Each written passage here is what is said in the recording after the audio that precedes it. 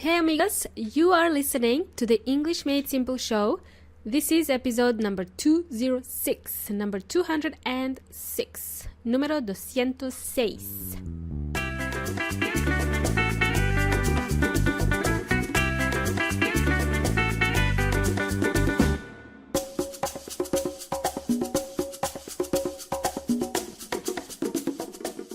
Welcome everybody, welcome to the English Made Simple show. This is Milena from englishmadesimple.net, englishmadesimple.net, and you are listening to the episode 206. Yes, 206. It's going up and up every week. How's it going? How's it going, amigos y amigas? What is happening? Hope everybody's doing well. Hope everybody's doing fine and dandy. In today's episode, I am going to share some more snippets of my teaching notes. We are going to learn more phrases, okay? We're going to learn more phrases from my teaching notes. And today specifically, we are going to learn about phrasal verbs. That's what we're going to learn. Phrasal verbs. Yay! How exciting! Woohoo! Phrasal verbs. Not. Let's find out if phrasal verbs are cool or not. Alright? Are they cool? Are they awesome? Let's find out. Alright, so if you've just joined the show, you can scroll through the last 4 episodes to learn about my teaching notes and what it is about. In the previous few episodes, I was sharing some of the content from my teaching notes already. So I recommend you go back and start listening from episode 202, just in case you don't miss anything. So if you start from 202 until this episode, I think you'll be covered, okay? To get a copy of my teaching notes, go to englishmadesimple.net/coffee. COFFEE, coffee. Great. Radio. So, as I was saying, today we are going to learn about phrasal verbs and which phrasal verbs we should really try hard to remember, okay? Which ones should we really focus on? But before we dive any deeper with phrasal verbs, I'd like to say hello to a few people. I'd like to say hello to Rafael and Valentina, who are both from Chile, who had recently supported the English Made Simple show and who are currently reading through my teaching notes and figuring out all the phrases that I've covered in the past few episodes. So thank you both for your kind donations. And just earlier today, before recording this episode, I've received another donation from somebody, from Adriana, from Australia. G'day, Adriana. Hope you find the teaching notes useful. Unfortunately, there's nothing about Australian slang in there if you still live in Australia. I'm sending you a shout out, a greeting, and a huge thanks for your kind donation. Okie dokie, amigos y amigas. Okie dokie, let's continue. Now, I've decided to include phrasal verbs as part of my teaching notes because I got a lot of students struggling to understand phrasal verbs, especially how to use them. There is no magic formula, unfortunately. There's no magic formula, no magic bullet that can fix phrasal verbs and that we can all memorize them forever, okay? Sorry, but to be blatantly honest, there's no magic pill we can take to remember phrasal verbs. They're really hard to learn just because they're not really straightforward and they could have, 2 meanings, 2 or 3 meanings. In most languages, we have one word that describes something, whereas in English, we can have 2 separate words to mean that one word that describes something. So, for example, let me just put it in an example. The phrasal verb to wake up. The 2 words wake and up, okay?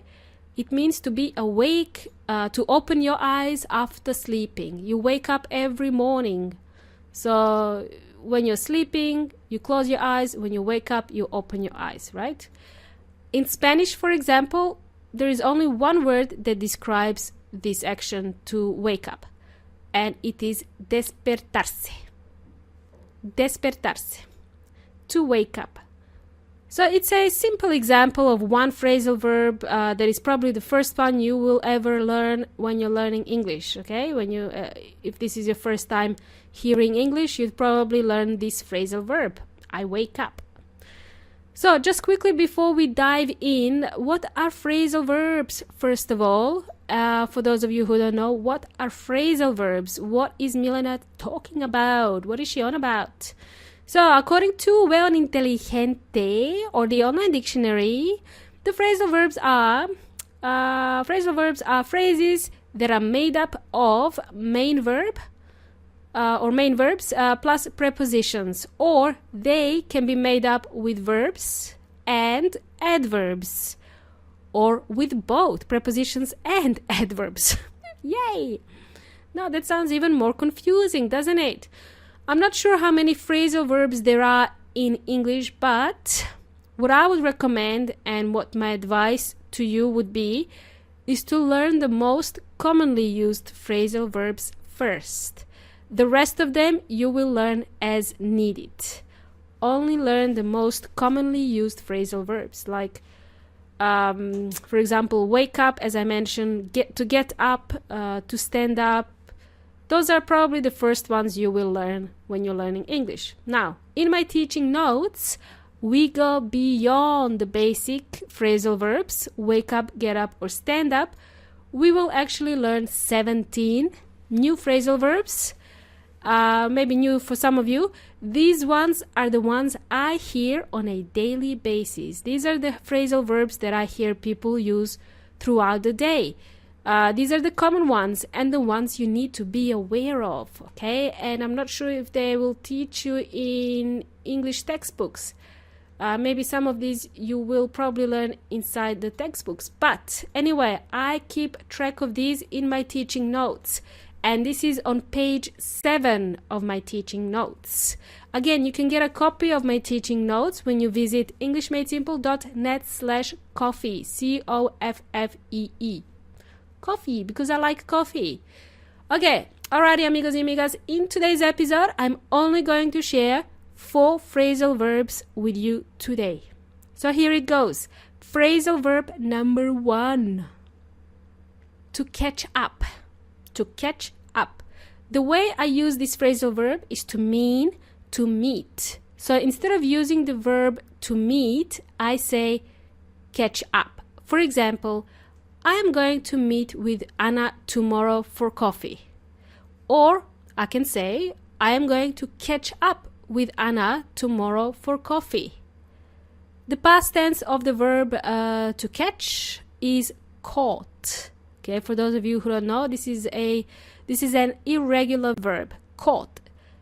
So we spell it as C-A-U-G-H-T, and we just say caught.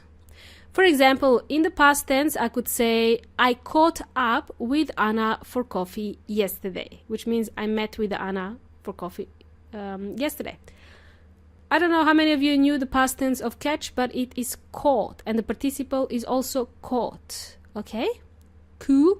Now, to catch up could also mean other things, but for the purposes of today's show, to catch up is when you meet someone. Okay. Great. Now, we're just learning it slowly. Now, phrasal verb number 2. Get along. To get along. To get along with someone is to have a good relationship with that person, to be friends with someone, okay? Now, again, let's use Anna as an example. I get along with Anna very well. She's my best friend, my best imaginary friend. I get along with Anna very well. Let's say Anna and I break up as friends and we don't get along that well anymore. I could say, Anna was a good friend. I got along with her well. So the past tense of get is got. Right, cool bananas. Hope you're following me so far. And now your next phrasal verb is to break up. To break up. I used it in my last example. When I said Anna and I broke up as friends, right? To break up. So that's the phrasal verb number 3. To break up with someone. Means to end the relationship with that person. just to end the relationship. I broke up with my boyfriend last year. I ended the relationship. I broke up with my friend. So broke up is the past tense, because to break up is also an irregular verb, right? So I broke up with my friend Anna last year, okay? Anna and I have broken up recently. Broken up is the participle of this irregular verb. Broken up. To break, broke, broken. Cool? So the phrasal verb number 3 was to break up with someone. Phrasal verb number 4 is... Okay, so phrasal verb number 4 is something that I tend to use almost every day. The phrasal verb is to figure out. To figure out something. It means to solve a problem or come to a conclusion. For example, let me just think of a scenario. How do I drive myself from Melbourne to Adelaide? How do I drive myself?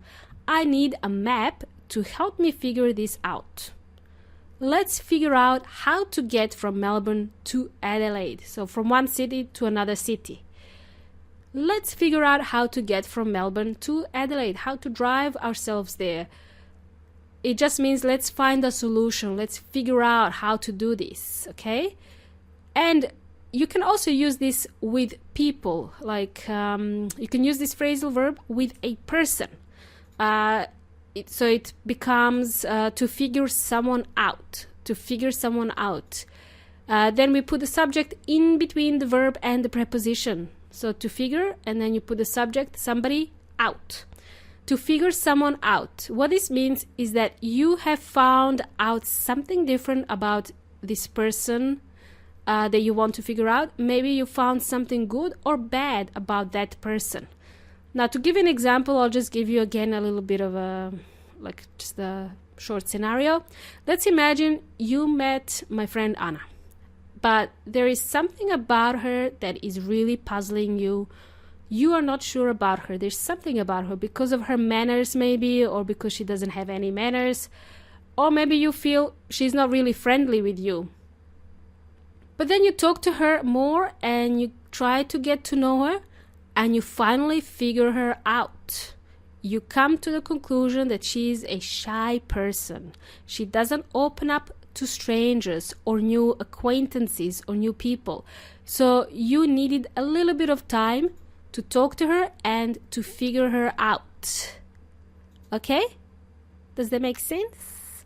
That was kind of a long-winded explanation, but I hope that was clear. That's how we use to figure someone out. So today we learned 4 phrasal verbs. As I mentioned earlier, there are 17 phrasal verbs in my teaching notes.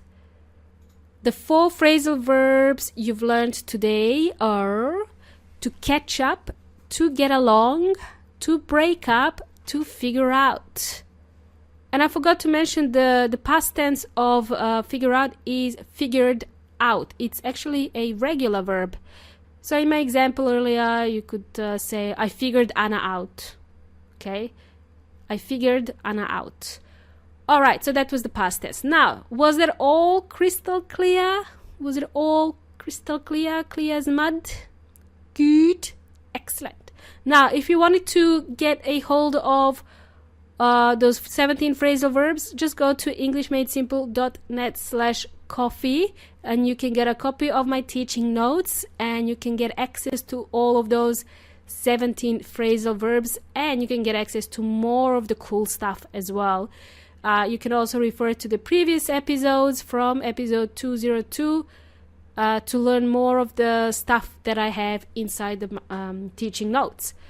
Radio! Now, before we wrap up today's show, amigos y amigas, if you are looking to travel and learn English at the same time, you can consider studying English in Australia. To see how you can get visa to study in Australia, please visit englishmadesimple.net/study to find out more. And if you need to extend your visa, if you already have your visa, you can also contact Soraya from Tour Studies. Simply go to englishmadesimple.net/study. And Soraya speaks both Spanish and English, and she can help you with the visa process. Her service is free, by the way. All you need to do is pay for your ticket to Australia. You might have to pay for the accommodation and insurance, I think. But obviously, Soraya can advise you what's best. So what you need to do there. Go to englishmadesimple.net/study for that. Alrighty, cool bananas. Thanks again for joining me today. You've been an amazing audience, as always. And you've been jamming with Milena from English Made Simple. Have an awesome rest of the week. Until next time, hasta la próxima.